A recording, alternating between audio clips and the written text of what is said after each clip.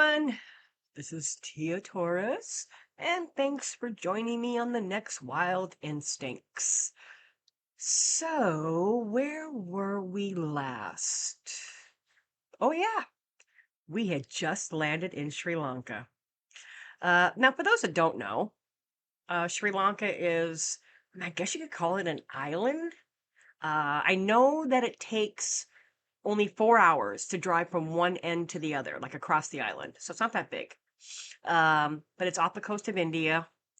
And you have to remember, I went there in the mid 90s.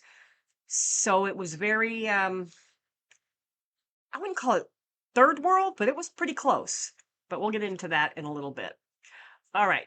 So we just landed and we went through the hell with getting my pit bull Tatanka accepted into the country. Now, mind you, um, we still haven't figured out why they didn't recognize her as a dog. So that was a thing. And I forgot to mention in the last episode, she was on the manifest as a dog. And we did make sure that, pit bulls were allowed in the country. Um, they didn't really, not really, they didn't even know what a pit bull was. But we had her as a dog. They said she wasn't a dog, that she was a baby bear. Okay, we're going to learn, maybe not in this episode, but in a future episode, why they did not think she was a dog. All right. So we got all the animals loaded up. They're in their cages. We have like a convoy going to the compound where the animals are going to be staying. And God, if I remember correctly, it wasn't close. It was a couple of hours. And now, mind you, we went there in June, so it was hot as hell, and the humidity was woo. So we load up, and we're going, and all my wolf dogs were like in the back of like a big truck, like a stake bed truck, as all the animals were. So we take off and we head out, and I gotta say this: once we got out of like the metropolitan kind of area, it was beautiful.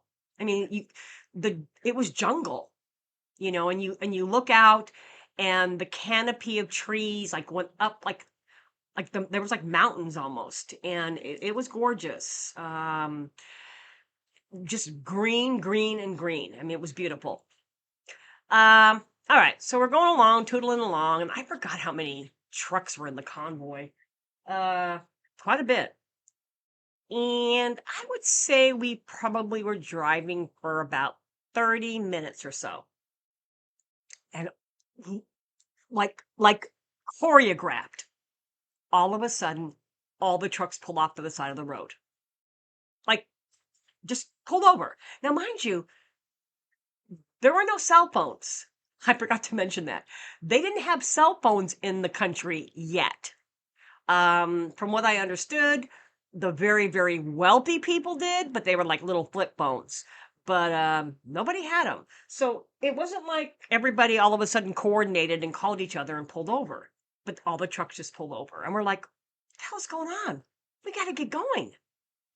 And so Brian, our boss man, the head Brit, jumps out of his truck, and you could hear him yelling and screaming, "We can't keep these animals sitting on her like this. What's going on?" And there were only a couple of people that spoke English, and thankfully our driver did. And he says, "Oh, it's tea time." Wait, what? The fuck's tea time? It's a tradition. Certain times of the day, you stop what you're doing and you have tea. You drink tea. Like, you just stop. And I'm like, wait, what? It was almost like it was sacrilegious not to do it. And I'm like, you've got to be kidding me. And they were not going to move. Okay. So we sat there for, oh God. I mean, I don't even know how long it was, maybe 15, 20 minutes. And Brian was cussing and like he was pissed. And, it was like, oh, wow.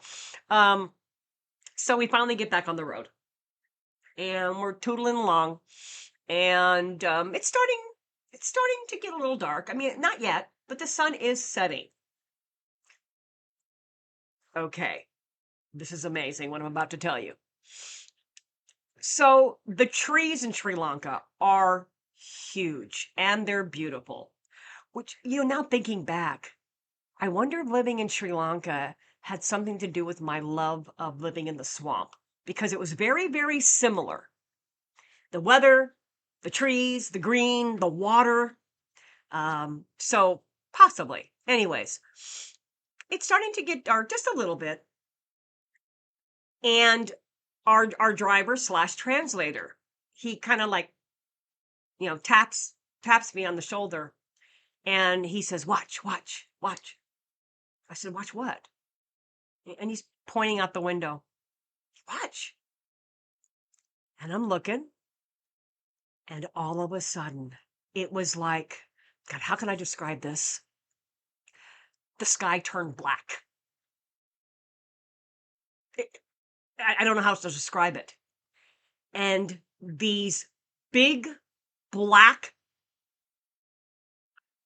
I can only describe them as pods, like in a horror movie, like the pod people.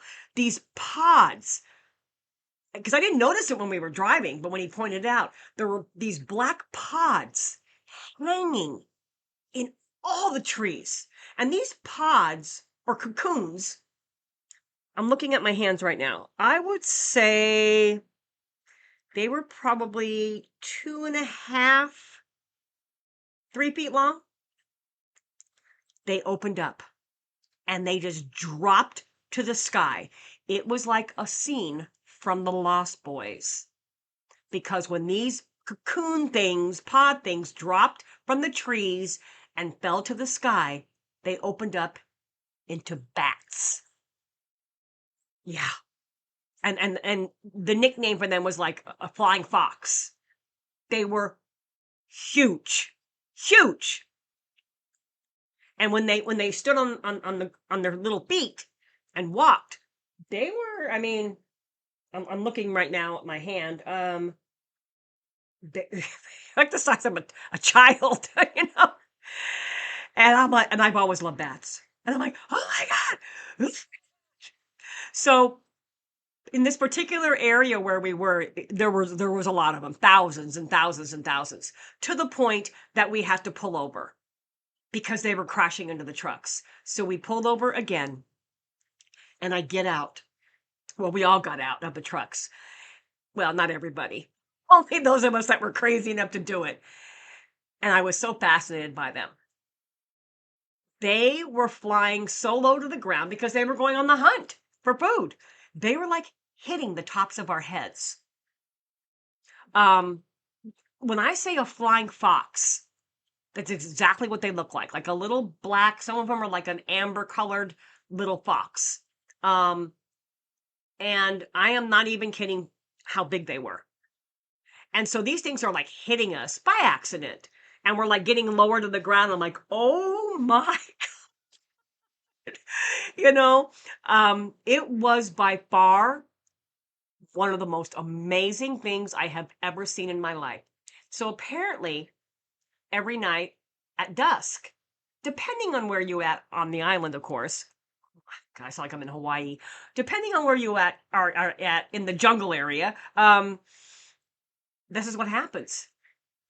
These bats, they go on the hunt, and there's just like literally thousands and thousands and thousands of them.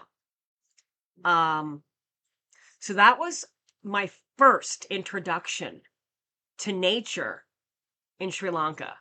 Because let me tell you something, I had no idea that this country was so rich in wildlife. The things that I will tell you that that I will be telling you that I saw there was just, it was like so many wow moments. And this definitely was one of them. Um, and the stories are just going to get crazy. I mean, the crazier and crazier as we go along. The adventures that we had in Sri Lanka, um, they're just so vivid. I remember them like it just happened. Anyways, so we've only been in Sri Lanka a matter of a couple of hours or so, and we've had tea and bats. Okay, well, you hang in there. Oh my God, I made a pun. You hang in there and stay wild. And you know what? Follow your instincts. We'll catch you on the next one.